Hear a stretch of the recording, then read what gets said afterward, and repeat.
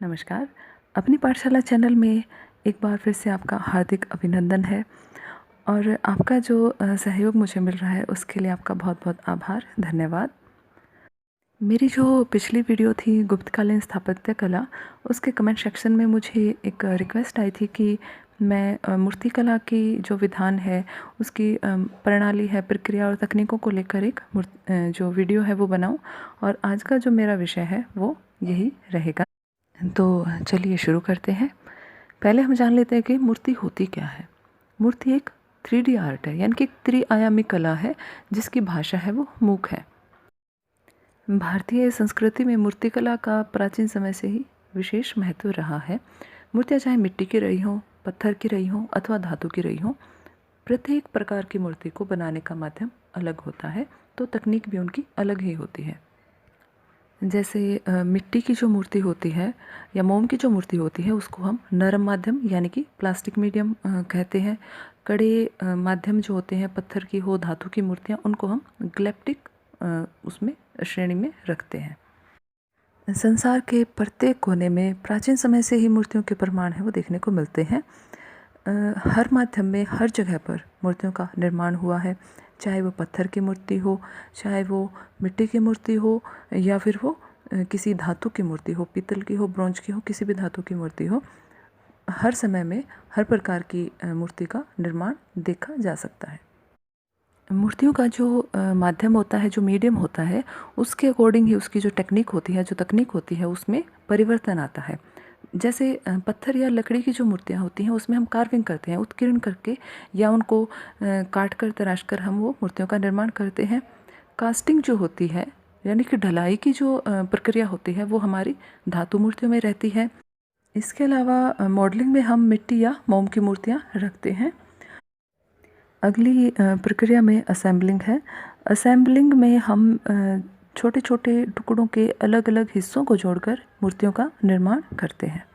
सभी प्रकार के माध्यम और सभी प्रकार की तकनीक प्राचीन समय से ही हमें देखने को मिलती हैं और इनमें जो सबसे महत्वपूर्ण मूर्ति विधान रहा है या मूर्तिकला का जो माध्यम रहा है वो रहा है धातु। धातु मूर्ति निर्माण प्रक्रिया में हम धातु को पिघलाकर मूर्ति की ढलाई करते हैं और ये जो हमारी पद्धति है इसको हम लोस्ट वैक्स टेक्निक के नाम से जानते हैं। इसका दूसरा नाम सिरे परदुए भी है और हमारे जो शिल्प शास्त्र हैं उसमें इस प्रक्रिया को मधुचिष्ट विधि के नाम से भी जाना गया है, क्योंकि यह जो प्रणाली है वो बहुत पुरानी है। आप सिंधु सभ्यता में कांस्य की जो नर्तकी है मोहनजोदड़ो से जो प्राप्त हुई थी उसमें इसी प्रक्रिया या निर्माण प्रक्रिया को हम देख सकते हैं। इसके अलावा इस मूर्ति निर्माण प्रक्रिया के प्रमाण है वो यूनानी मूर्तिकला में भी देखने को मिलते हैं, जिसमें बॉक्सर है या फिर जक्का फेंकने वाला हम उदाहरण के तौर पर ले सकते हैं। लोस्ट वैक्स टेक्निक को हम 4 भागों में बांटकर चल सकते हैं, यानी कि इसकी निर्माण जो प्रक्रिया है उसमें 4 भाग हैं वो महत्वपूर्ण है। पहला है मॉडलिंग। मॉडलिंग में मोम से हम मूर्ति का निर्माण करते हैं। दूसरे भाग में हम सांचे का निर्माण करते हैं, इसे मोल्ड या इन्वेस्टमेंट भी कहा जाता है। इस वाली प्रक्रिया में हम मोम पर पीओपी, प्लास्टर ऑफ पेरिस या फिर मिट्टी की लिपाई करते हैं। तीसरा जो महत्वपूर्ण चरण है उसे हम कास्टिंग कहते हैं, यानी कि ढलाई। इसमें हम जो पिघली हुई धातु है उसको मोल्ड में, सांचे में डालते हैं।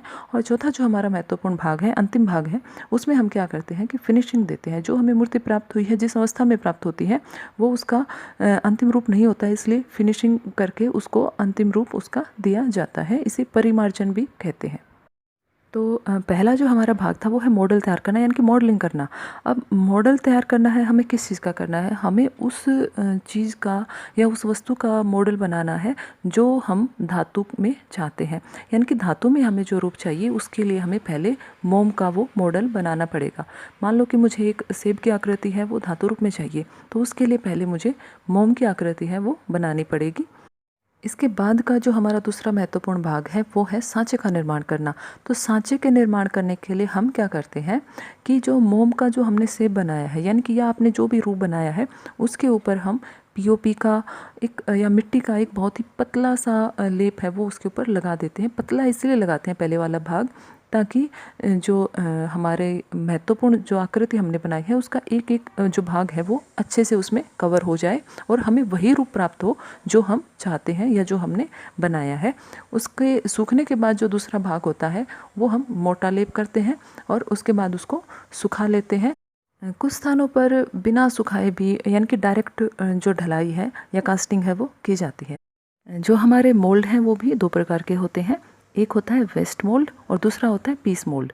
जो हमारा वेस्ट मोल्ड होता है उसमें हम क्या करते हैं कि हमें जब हमारी प्रक्रिया समाप्त हो जाती है तो उसके बाद हम उसको हथौड़ी से तोड़कर नष्ट कर देते हैं। और दूसरे वाला जो होता है पीस मोल्ड वो दो टुकड़ों में होता है और उसके अंदर का जो सांचा होता है वो सुरक्षित रहता है और बार बार इसमें आप सामग्री डालकर मूर्ति की आकृति को प्राप्त कर सकते हैं। इन्वेस्टमेंट उस वस्तु को या सामग्री को कहा जाता है जो हम मोम की प्रतिमा पर लगाते हैं। वो मिट्टी का भी हो सकता है और पीओपी का या किसी अन्य सामग्री का भी इस्तेमाल कर सकते हैं। इसके अलावा भी सांचे का निर्माण किया जाता है जैसे रबड़ का या जिलेटिन का सांचा। ये सांचा खुरदरे या टेक्सचर वाली मूर्ति के लिए काफ़ी बेस्ट होता है। उसके अलावा जो द्रव्य रबड़ का सांचा होता है, लिक्विड रबड़ का जो सांचा होता है उसको भी कभी कभी यूज़ किया जाता है। इसको एबीसी कंपाउंड कहते हैं। जब ये सांचा सूख जाता है तो उसके बाद हम इसको बर्न आउट करते हैं यानी कि सांचे को पकाते हैं। पकाने के पीछे हमारा जो कारण होता है वो यही होता है कि हमने मोम की जो आकृति बनाई थी या जो प्रतिरूप बनाया था वो पिघल कर बाहर आ जाए और उसके अंदर फिर हम जो धातु हम नेक्स्ट जो इसका चरण होगा उसके अंदर हम धातु डालेंगे और धातु वही आकृति प्राप्त कर सके जो हमने मोम की बनाई थी। इसलिए हम सांचे को पकाते हैं। सांचे को पकाने के लिए नॉर्मली एक सैंड पिट में उसे गाड़ दिया जाता है। इसे हम बेकिंग चैम्बर या फिर सांचा पकाने की भट्ठी भी कहते हैं। जो सांचा है, सांचे को पकाने के साथ ही साथ जो धातु गलाने की प्रक्रिया है या धातु को पिघलाने की जो प्रक्रिया है वो भी चलती रहती है। इसमें जिस भट्टी में हम धातु को पिघलाते हैं उसे टेस्टिंग फर्नेस कहा जाता है। कि एक ऐसी भट्टी होती है जिसमें आग की गर्मी से आदमी बच सकता है। ये या तो तेल से चलती है या फिर गैस से इसको चलाया जाता है। धातु को गलाने के लिए ज़्यादातर पिट फर्नेस का इस्तेमाल किया जाता है। अब जो सांचा है वो भी उसमें से भी मोम है वो पिघल चुका है यानी कि वो भी कास्टिंग के लिए तैयार है और हमारी जो धातु है वो भी पिघल चुकी है, वो भी कास्टिंग के लिए तैयार है। तो इसलिए हमारा जो अगला चरण होता है कास्टिंग का वो शुरू होता है। अब हम धातु को सांचे के अंदर डालते हैं और सांचे के अंदर जो धातु जाने का मार्ग होता है उसे हम स्प्रू या रनर कहते हैं। इसके अलावा जब हम मोम की मूर्ति बनाते हैं या मोम का जो हमने मॉडल तैयार किया होता है उसके साथ भी कुछ मोम की छड़ी हैं वो लगा दी जाती हैं ताकि जब भी हम स्प्रू के साथ धातु अंदर डालें तो उसमें क्या होता है कि अंदर कुछ बबल्स ना रह जाएं। तो इसलिए हम मोम की छड़ बना देते हैं। बाद में धीरे धीरे धातु है वो वहाँ से अच्छी तरह से बाहर की तरफ निकल आती है और मूर्ति का जो स्वरूप है वो बहुत ही अच्छा हमें प्राप्त होता है। छोटे आकार की जो मूर्तियाँ बनाई जाती हैं तो उसमें सांचा ओपनली हम उसमें धातु डाल देते हैं। लेकिन बड़े आकार की जो मूर्तियाँ होती हैं उसमें धातु डालने से पहले सांचे को बालू रेत में या मिट्टी में उसको दबा दिया जाता है ताकि जब हम उसमें जो धातु है वो डालें, पिघली हुई धातु डालें तो जो सांचा है वो टूट ना जाए। इसलिए निर्माण संबंधी प्रक्रियाओं को ध्यान में रखा जाता है। हमारा जो अंतिम पड़ाव होता है यानी कि अंतिम जो चरण है वो होता है परिमार्जन यानी कि फिनिशिंग का। जो हमारी पिघली हुई जो धातु थी वो जब लिक्विड से सॉलिड फॉर्म में आ जाती है तो उसके बाद हम क्या करते हैं कि जो सांचा होता है उसको हम तोड़ लेते हैं और जो धातु रूप है उसको हम बाहर निकाल लेते हैं।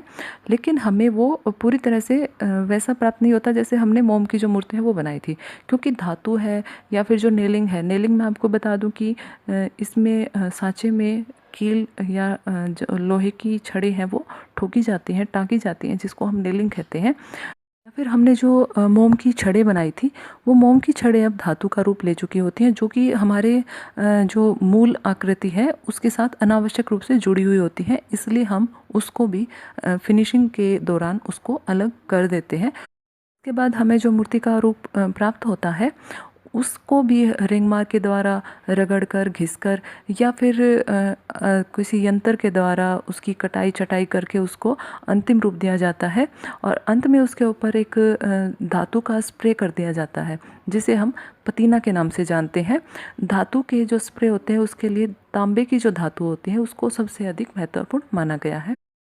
इसके साथ ही हमारा जो आज का विषय था लोस्ट वैक्स टेक्निक या सिरे पर दुए, ये यहीं पर समाप्त होता है और उम्मीद है आपको इस विषय को समझने में काफ़ी सहायता मिली होगी। अगर आपको मेरी वीडियो पसंद आई हो तो इसको लाइक और शेयर ज़रूर करें और चैनल को सब्सक्राइब करना ना भूलें।